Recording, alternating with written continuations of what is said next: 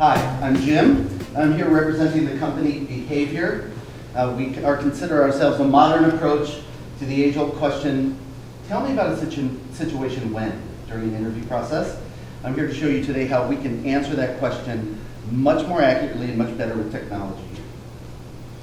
But first I want you to meet Janet. Janet is a small business owner in Iowa City. She has 9 employees, started her own business, hung her own shingle. She sells kombucha, and she told us, I'm a kombucha business, but I'm selling hospitality.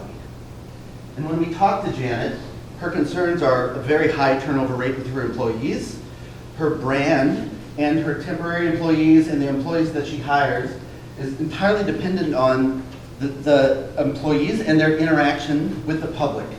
She's worried about that, that's fairly risky, and she's always battling this need to want to jump in and take control and give autonomy to her employees.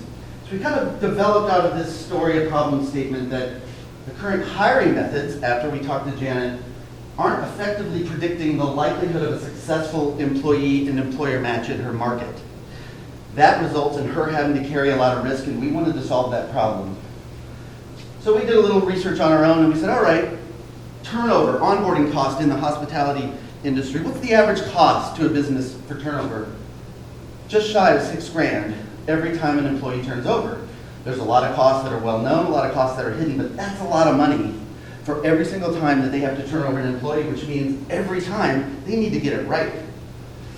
So here's how we set out to answer the question. We identified 14 businesses in the hospitality market in Iowa City, and we asked them several questions, sampling that you can see there, and some of the statements they gave us were, I need employees who can act under pressure. I need to know how they're going to react when there's an angry customer, because it's at that moment that my reputation and my business is on the line. But it's really hard to get to that until I see it happen. And we thought, all right, is there a way for us to give you better insight into that candidate pool without having to wait for that event to actually happen after you onboard them, right? There is, it turns out there is. The solution is BehaVioR, and I'm extremely excited to present to you today the world's first virtual reality behavior assessment platform that is addressing Janet's need and what we believe to be a need across the industry. It's a little mock-up of what our sort of behavior dashboard would look like, but the goal of BehaVioR is to be able to assess candidates using VR and scenarios that we develop in virtual reality so that we can measure how they're performing under pressure in situations that are difficult to replicate except in a virtual reality environment. You say, all right, well, what about VR? Isn't that like video games? Can't I just watch them play a video game? Well, the answer is no, because there's something really special that happens to an individual when they put on a VR headset. If you don't agree, there's a half a dozen people in here who would like you to step on a plank on the top of a skyscraper and see how that feels. And why now, though? Why now? Like, why virtual reality? Well, the cost of this thing, this is a virtual reality headset, used to be $1 grand, $1,000, cost prohibitive. These are down into the Chromebook level, $300, $250, and they're only getting cheaper. We also have the technology to the point now where it's so immersive that your brain actually thinks you are in that environment, which is a really, really ripe situation for you to get at the core of a candidate's behavior, their reaction, and how they respond to difficult, tense situations. And the research. The research is really clear. Learning in an immersive mode is a much more effective way to get a point across. What we're here to say is, we're going to take that one step further. We are going to assess in a VR mode. Boom, the star. A little bit of research for those of you that are research-minded. There's a really famous study that was conducted in 2020 on the physiological impact of immersive VR. This is basically take your systolic blood pressure, administer a VR environment, let them be immersed, take it again. You can't fake this. This is your body. This is the reaction This tells us that there's something special about the virtual reality environment and the human body that we can capture and harness. So what's next? Well, we need to develop the platform. Our beta is a slide, so that doesn't take us very far. Develop the platform means we need to develop the scenarios. You saw the scenarios, empathy, these are behaviors, right? Empathy, conflict management, etc.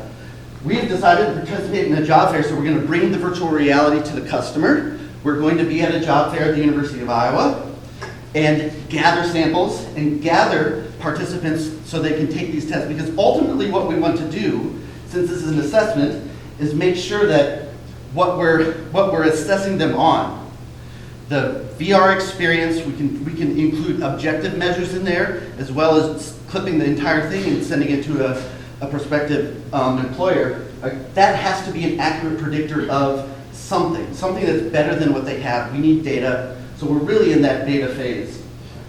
We would like to expand the scenario, and ultimately we see this as a complement to what LinkedIn is doing now with LinkedIn Learning, with badges for achievements in content, in Java development, but this is an emotional, social, emotional, and behavioral equivalent that will have meaning in the market. We believe that the time is now and the time is right.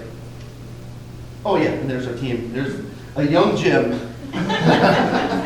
pre-seed idea, and the rest of our team, Ms. Beth Risvin, Mr. Curtis Brogue. So thank you very much.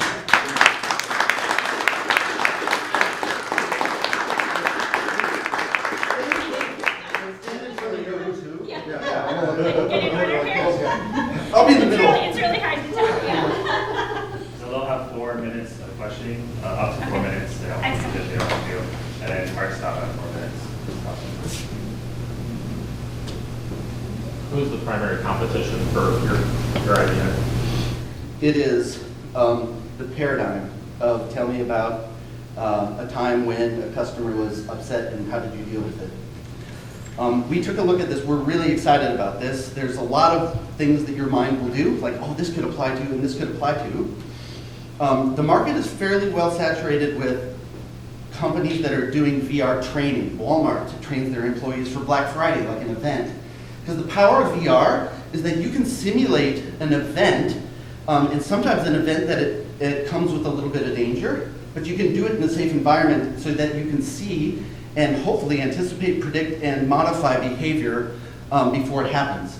So that the actual real-world applicability of this is more in the vocational workspace training area, but we believe that as an assessment platform, it has very, very strong promise as well. So we're starting with sort of a refined pool of job applicants and expanding out from there. So we really focus on that, tell me about a time when. So I'm a high school teacher, I teach career exploration, okay?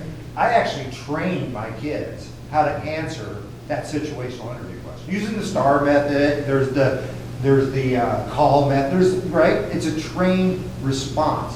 It's a rehearsed response. It really doesn't get to the heart of the actual behavior. Okay? I know what the right thing is to say, but how am I actually going to behave in that situation? And that's what we think is unique about our approach, for sure.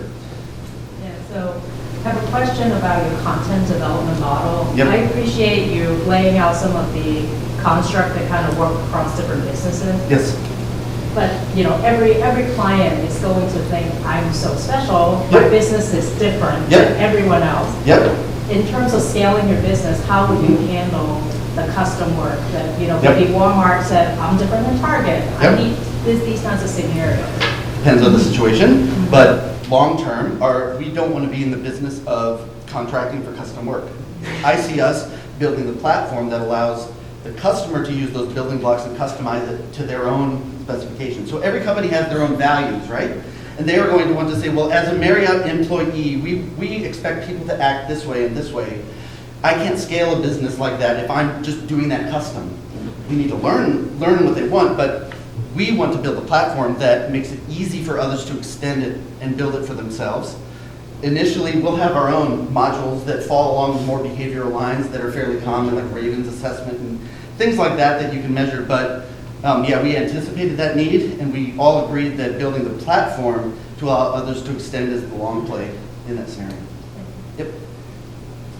Well, congratulations on picking something to measure, which is the hardest thing in the world to measure, and that's human behavior.